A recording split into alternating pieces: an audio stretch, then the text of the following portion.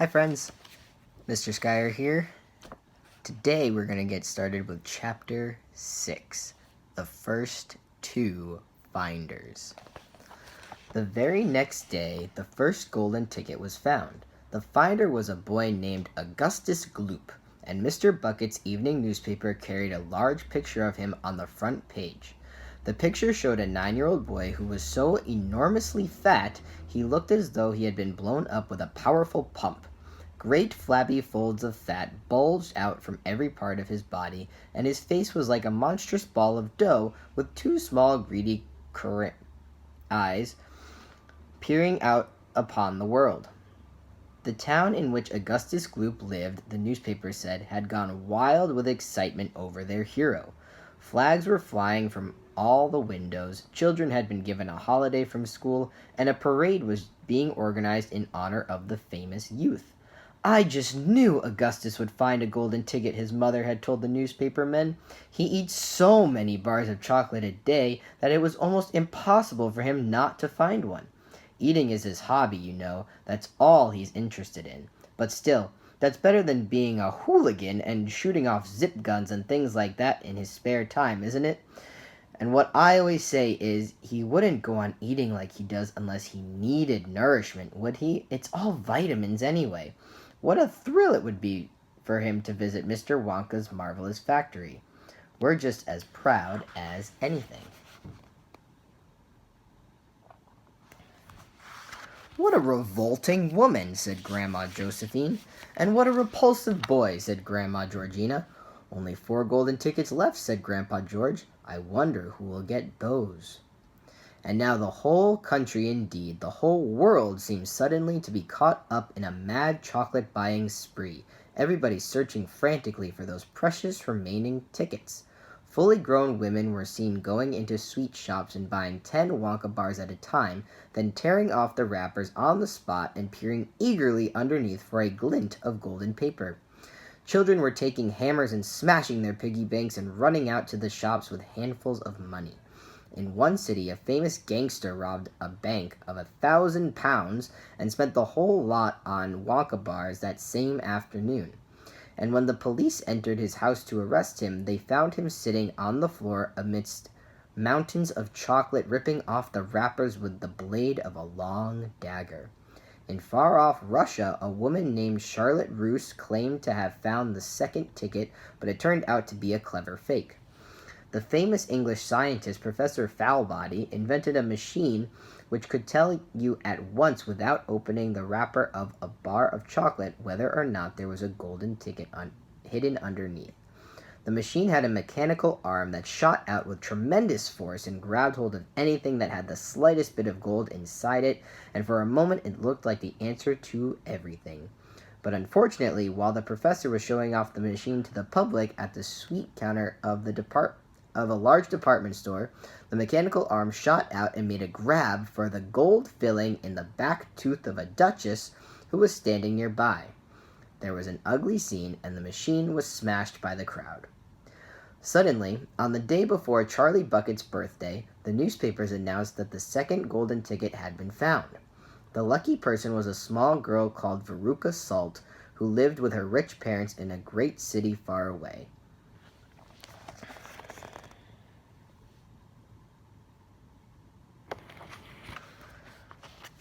Once again, Mr. Bucket's evening newspaper carried a big picture of the finder.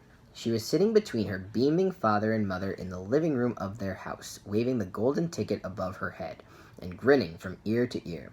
Veruca's father, Mr. Salt, had eagerly explained to the newspapermen exactly how the ticket was found. "You see, boys," he had said, "as soon as my little girl told me that she simply had to have one of those golden tickets, I went out into the town and started buying up all the Wonka bars I could lay my hands on. Thousands of them I must have bought. Hundreds of thousands. Then I had them loaded onto trucks and sent directly to my own factory.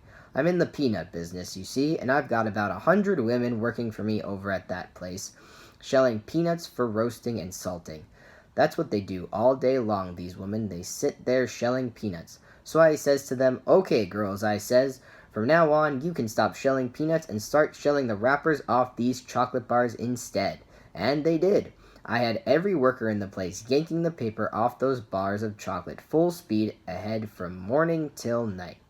But 3 days went by and we had no luck. Oh, it was terrible. My little Veruca got more and more upset each day, and every time I went home she would scream at me, "Where's my golden ticket? I want my golden ticket!" And she would lie for hours on the floor, kicking and yelling in the most disturbing way. Well, I just hated to see my little girl feeling unhappy like that, so I vowed I would keep up the search until I'd got her what she wanted. Then suddenly, on the evening of the 4th day, one of my women workers yelled, "I've got it! A golden ticket!" And I said, "Give it to me quick!" And she did, and I rushed it home and gave it to my darling Veruca, and now she's all smiles, and we have a happy home once again. "That's even worse than the fat boy," said Grandma Josephine. "She needs a really good spanking," said Grandma Georgina. "I don't think the girl's father played it quite fair, Grandpa, do you?" Charlie murmured. "He spoils her," Grandpa Joe said, "and no good can ever come from spoiling a child like that, Charlie. You mark my words." "Come to bed, my darling," said Charlie's mother. "Tomorrow's your birthday, don't forget that, so I expect you'll be up early to open your present." "A Wonka chocolate bar!" cried Charlie. "It is a Wonka bar, isn't it?" "Yes, my love," his mother said. "Of course it is." "Oh, wouldn't it be wonderful if I found the third golden ticket inside it?" Charlie said. "Bring it in here when you get it," Grandpa Joe said. "Then we can all watch you taking off the wrapper." Chapter 7. Charlie's Birthday. "Happy birthday!" cried the 4 old grandparents as Charlie came into their room early the next morning. Charlie smiled nervously and sat down on the edge of the bed. He was holding his present, his only present, very carefully in his 2 hands. Wonka's Whipple Scrumptious Fudge Mellow Delight, it said on the wrapper. The 4 old people, 2 at either end of the bed, propped themselves up on their pillows and stared with anxious eyes at the bar of chocolate in Charlie's hands. Mr. and Mrs. Bucket came in and stood at the foot of the bed watching Charlie. The room became silent. Everybody was waiting now for Charlie to start opening his present. Charlie looked down at the bar of chocolate. He ran his fingers slowly back and forth along the length of it, stroking it lovingly, and the shiny paper wrapper made little sharp crackly noises in the quiet room. Then Mrs. Bucket said gently, "You mustn't be too disappointed, my darling, if you don't find what you're looking for underneath that wrapper. You really can't expect to be as lucky as all that." "She's quite right," Mr. Bucket said. Charlie didn't say anything. "After all," Grandma Josephine said, "in the whole wide world there are only 3 tickets left to be found." "The thing to remember," Grandma Georgina said, "is that whatever happens, you'll still have the bar of chocolate." "Wonka's Whipple Scrumptious Fudge Mellow Delight!" cried Grandpa George. "It's the best of them all. You'll just love it." "Yes," Charlie whispered, "I know." "Just forget all about those golden tickets and enjoy the chocolate," Grandpa Joe said. "Why don't you do that?" They all knew it was ridiculous to expect this one poor little bar of chocolate to have a magic ticket inside it, and they were trying as gently and as kindly as they could to prepare Charlie for the disappointment. But there was one other thing that the grown-ups also knew, and it was this, that however small the chance might be of striking lucky, the chance was there. The chance had to be there. This particular bar of chocolate had as much chance as any other of having a golden ticket. And that was why all the grandparents and parents in the room were actually just as tense and excited as Charlie was, although they were pretending to be very calm. "You'd better go ahead and open it, or you'll be late for school," Grandpa Joe said. "You might as well get it over with," said Grandpa George. "Open it, my dear," Grandma Georgina said. "Please open it. You're making me jumpy." Very slowly, Charlie's fingers began to tear open one small corner of the wrapping paper. The old people in the bed all leaned forward, craning their scraggy necks.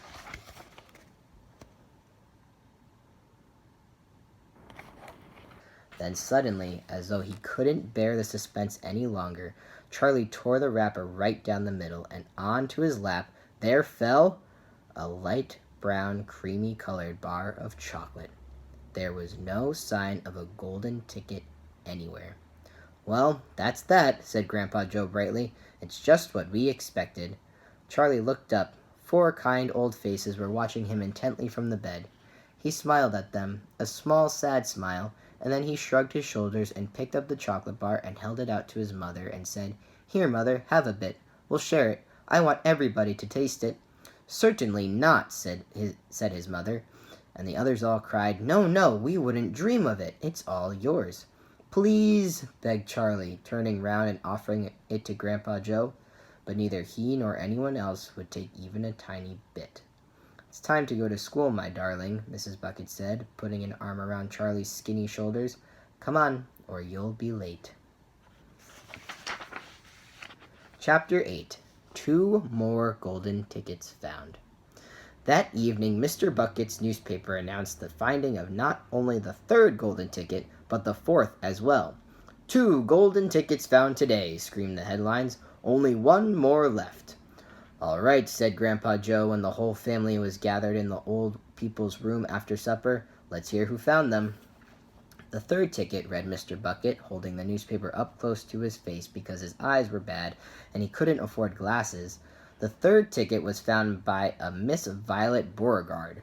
There was great excitement in the Beauregard household when our reporter arrived to interview the lucky young lady.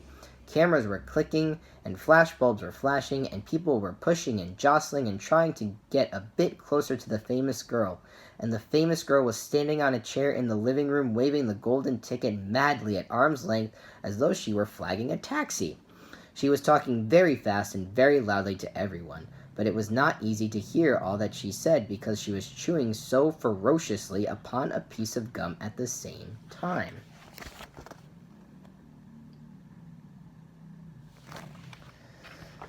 "I'm a gum chewer normally," she shouted, "but when I heard about these ticket things of Mr. Wonka's, I gave up gum and started on chocolate bars in the hope of striking lucky. Now, of course, I'm back on gum. I just adore gum. I can't do without it. I munch it all day long except for a few minutes at mealtimes when I take it out and stick it behind my ear for safekeeping. To tell you the truth, I simply wouldn't feel comfortable if I didn't have that little wedge of gum to chew on every moment of the day. I really wouldn't. My mother said it's not ladylike, and it looks ugly to see a girl's jaws going up and down like mine do all the time. But I don't agree, and who's she to criticize anyway, because if you ask me, I'd say that her jaws are going up and down almost as much as mine are, just from yelling at me every minute of the day."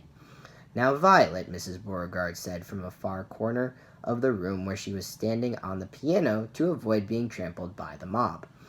"All right, Mother, keep your hair on," Miss Beauregard shouted. "And now," she went on, turning to the reporters again, "it may interest you to know that this piece of gum I'm chewing right at this moment is one I've been working on for over 3 months solid.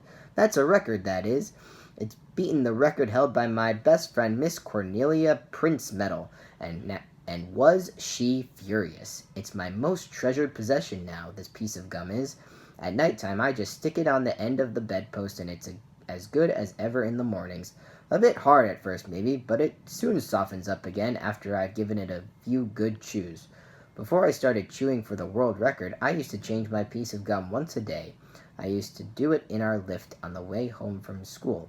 Why the lift? Because I liked sticking the gooey piece that I'd just finished with on one of the control buttons. Then the next person who came along and pressed the button got my old gum on the end of his or her finger. Ha ha! And what a racket they kicked up, some of them. You get the best results with women who have expensive gloves on. Oh yes, I'm thrilled to be going to Mr. Wonka's factory, and I understand that afterwards he's going to give me enough gum to last me for the rest of my life. Whoopee! Hooray!" "Beastly girl," said Grandma Josephine. "Despicable," said Grandma Georgina. "She'll come to a sticky end one day chewing all that gum. You see if she doesn't." "And who got the 4th golden ticket?" Charlie asked. "Now, let me see," said Mr. Bucket, peering at the newspaper again. "Ah, yes, here we are. The 4th golden ticket," he read, "was found by a boy called Mike TV." "Another bad lot, I'll be bound," muttered Grandma Josephine. "Don't interrupt, Grandma," said Mrs. Bucket. "The TV household," said Mr. Bucket, going on with his reading, "was crammed, like all the others, with excited visitors when our reporter arrived, but young Mike TV, the lucky winner, seemed extremely annoyed by the whole business. 'Can't you fools see I'm watching television?' he said angrily. 'I wish you wouldn't interrupt.'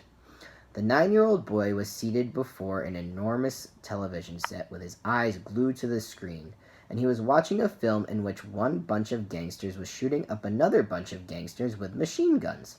Mike TV himself had no less than 18 toy pistols of various sizes hanging from belts around his body, and every now and again he would leap up into the air and fire off half a dozen rounds from one or another of these weapons.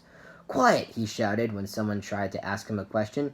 "Didn't I tell you not to interrupt? This show's an absolute whiz-banger. It's terrific. I watch it every day. I watch all of them every day, even the rotten ones where there's no shooting. I like the gangsters best. They're terrific, those gangsters, especially when they start pumping each other full of lead, or flashing the old stilettos, or giving each other the 1, 2, 3 with their knuckle dusters. Gosh, what wouldn't I give to be doing that myself? It's the life, I tell you. It's terrific."